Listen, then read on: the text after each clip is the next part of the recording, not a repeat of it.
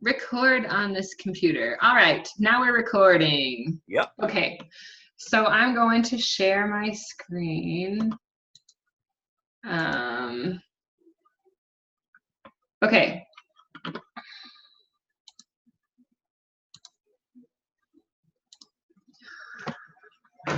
All right, so I'm going to show a couple of things, and they're all kind of encompassed in this one example, but I saw issues with this pop up in multiple things, in multiple projects. So I'm sure this is going to be useful for a lot of people. So here is the ad. I think it's Megan Carpenter's Facebook ad, and really clever, good idea, having like teeth in the grill of the truck. But there's a problem, a couple of problems that are making it difficult to accomplish this. One, so I have her original pictures here. There's a truck, and then there's teeth. But the teeth picture is face forward, like you're seeing straight on those teeth, and the truck grill is angled and skewed. So it makes it hard to put it in, and this has turned out pretty good. But I wanted to show some additional things you can do to try and make the angles match up, and this is the only time it's appropriate to skew an image. Because the whole problem with skewing images is that it makes them not look real. It changes them from looking realistic to looking wrong.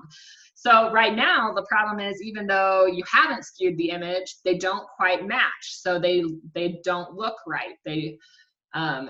So you have to skew it in order to fix the problem. Okay, so I'm gonna grab this guy's wonderful set of teeth. Cool. And I just want this little piece, so I'm going to use the selection tool to select that part, and then I'm going to grab this and just drag it right onto here. And then I'll put him back in there in case we need him later. Okay, so now this has come out a little bit bigger. So I'm gonna kind of size it down a tiny bit, holding shift. Why are you not? Control Z. Sometimes it's inverse. There we go. Yep, it's inverse. So now I know it's caught on. Okay, so now the trick is going to be trying to pull the corners of this so that I can change this from being a square to being more like this. To match this angle that's happening in the truck grill. So you can see like my free transform squares are around, and I'm just selected on the black arrow tool. Now what I'm going to do is push Control. And when I hover over the white boxes, you see that I have this white arrow. It lets me grab that corner and just move the one corner at a time. And if you hold shift, it will keep it aligned with, so that you can't, so that the bottom or the points align on one side or the other. So what I'm gonna do, because farther away it's gonna be smaller, so I'm gonna drop this one down a little bit. And actually here, I'm gonna grab this one and pull it up a tiny bit, and I'm gonna grab this one and pull it up a tiny bit, and then I'm gonna grab this and pull it over. Now you can see that's kind of changing the teeth so that they're angled a little bit more the way that the truck is angled. And let's kind of gut check. That looks all right. All right, so I'm gonna double click this, and that'll make those changes permanent. So if I needed to go back to original straight square teeth, I'd have to go grab them from the original picture again. So I've got this layer, we'll call it smile. And here's my background. I'll just unlock that so that it's not locked in case I need it. And I'm going to make this a little transparent really quick so I can kind of line up where it goes. And there are a couple ways we could line it up. I could line it up like the edges of the teeth with the headlights, but I think I'm gonna just line it up with the grill in the middle. And I think either way would work, but I'll do it this way for the time being. About like that. I'm also gonna tip it just a tiny bit. Okay. Now make that visible, and we put a mask on it. Whoa, huge. Make sure that my opacity is all the way up, and I want my hardness all the way down. I'm selected on the mask layer, so that's where my black paint is going to be drying in order to make this disappear. And I'll just come in and get rid of everything except those teeth.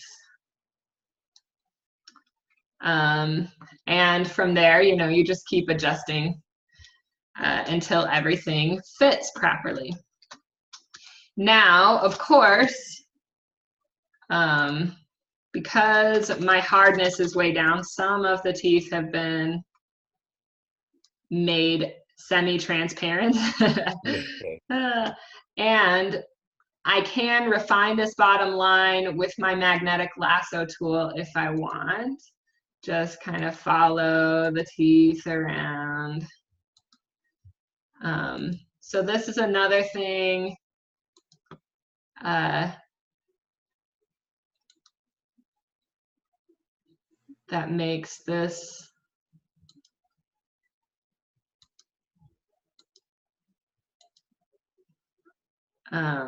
project a little difficult, because you get kind of jagged edges when you use the lasso.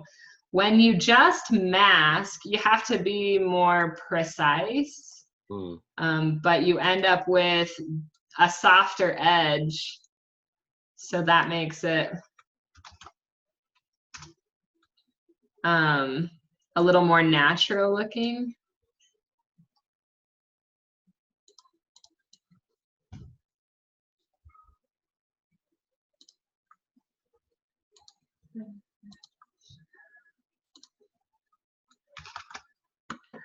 Okay, so you can see I've got some like black that hasn't gone away in places where it really should have gone away.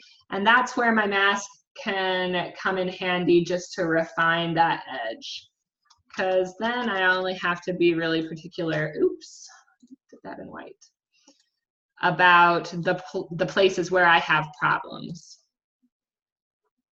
making those problems less harsh. Okay.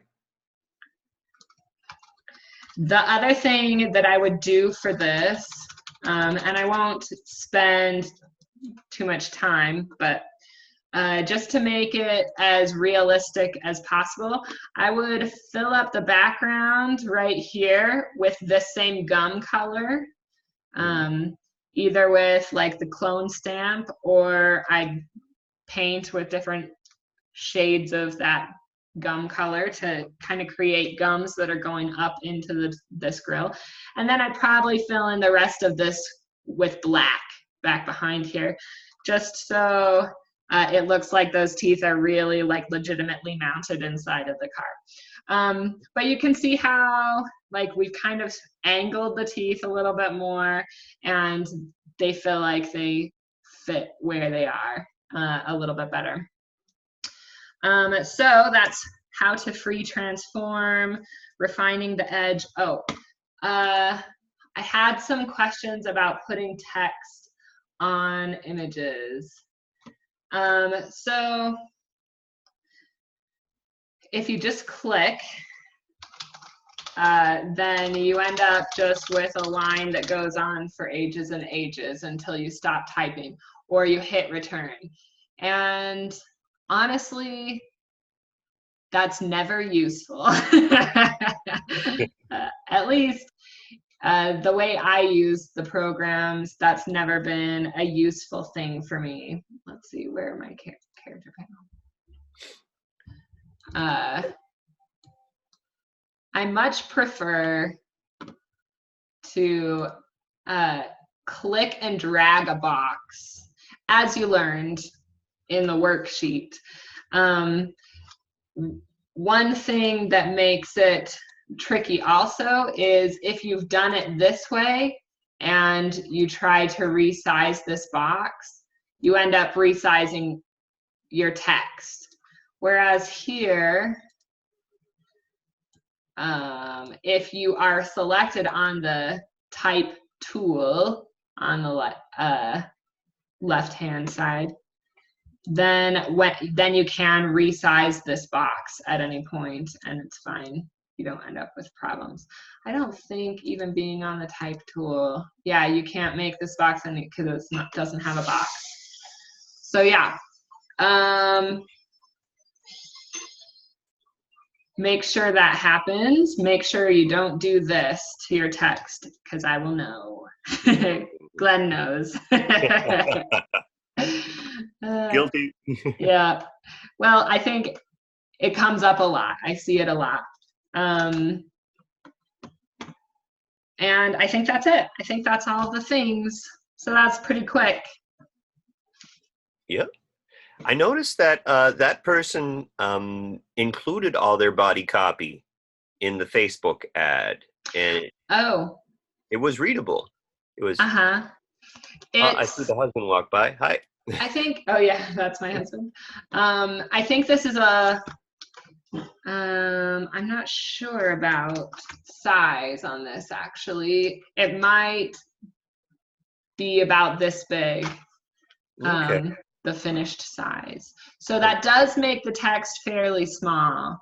We're probably talking like 6-point font. So if your audience is old, that wouldn't be a very good idea. Yeah, it's appropriate to shrink text to be more brief in an online ad. Okay. So you'd recommend in that case the headline and possibly the call to action would be the ones we'd focus on first. Yep. And you also mentioned earlier that the call to action on a Facebook ad might not be identical to the call to action on a magazine ad. Right, because in a magazine, you're telling people to go find us in the store often, or go see our show, or whatever. It's a physical thing, so you're giving people a physical task to do. On an online ad, you're often asking people, friend us on Facebook, or go shop on our website, or join our email list.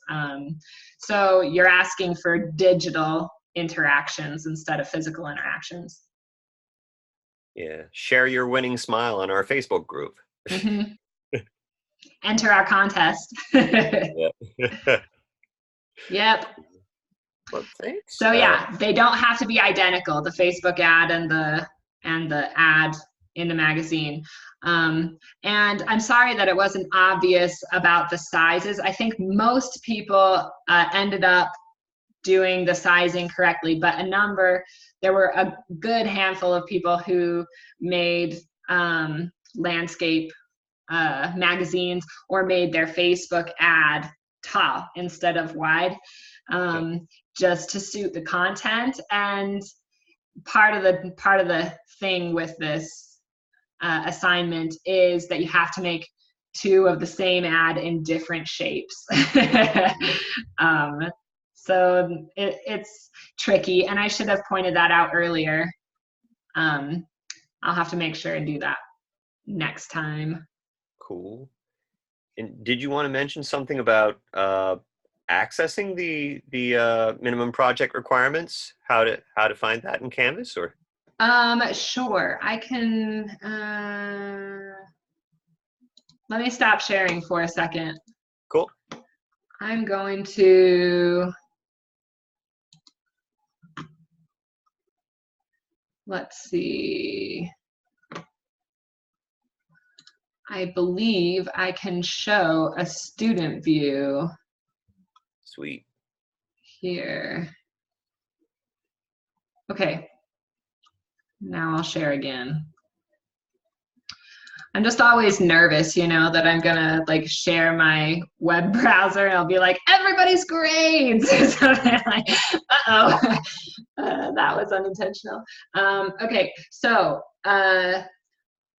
finding the most common place to find the requirements for the projects will always be to go to modules, select, this is going to be all open because it defaults open.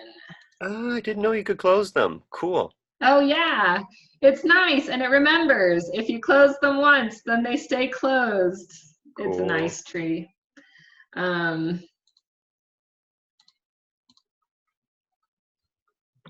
The things you learn, right? Okay, yep. So creative add draft. If you click on the assignment, you will always be able to find this here. If you can see, usually you can't see comments over here, can you? It looks like you can actually. It says if I submit a comment, I should be able to read it, and if you submit a comment as well, I should be able to read it. At least the beginning of the comment. If sometimes the comments get long that you have to go into the submission side of it to be able to read the whole comment. Mm-hmm. So if at any point you are trying to find this and you can't see it, then I would assume the problem is actually technical. It's all already posted even at the very beginning of the semester. So if you come to this page from the modules and you don't see this, it means that the iframe isn't showing up, and I don't know why that would happen. But it seems like somebody might be having that problem. So I just wanted to throw out there, if you're having trouble seeing these minimum expectations and the project overview and all that, you should always be able to see that. So you need to let me know if you run into that and you can't. And this included, even if the iframe didn't show up, this should still show up at the bottom because it's coded into the page. It's not just its own little mini window in this, in the browser. Out of curiosity, if you were to click on submission details, even though there's nothing submitted, what screen would appear there? Okay. No submission. That seems identical to the one from the grades menu. Yes, it does. I bet that it just takes you right there. Okay. And, you know, if you're here and you don't see what you need to see, then you can click here in the tree at the top. Cool. Yep. All right. I think that's all that I've got. Great. I'm going to return to working on my radio show. Oy, another late evening. Best of luck. Thanks. It's fun. It's just fitting it all into my schedule. Oh, I know. I always push until I'm so stressed that like I've just hit every limit, and then I'm like, I don't have time to do what I want to do. But then, you know, it eases off and things get a little tamer. And then I'm like, what can I add? I hear you. You sound like a Capricorn, just like me. It's a never-ending cycle. Sometimes I wonder, like, you know how people say, they ask you, like, oh, what do you do? You know, what do I do? I don't know. I have like 20 jobs. I don't know what I do. For the longest period, people thought I worked for the radio station back home because I did for a few summers as a student. And then they just naturally thought, oh, he's in town. I hear his voice on the radio. He's working for the community radio station. No, I'm only a volunteer. Oh, really? Yeah. Yeah, I don't know.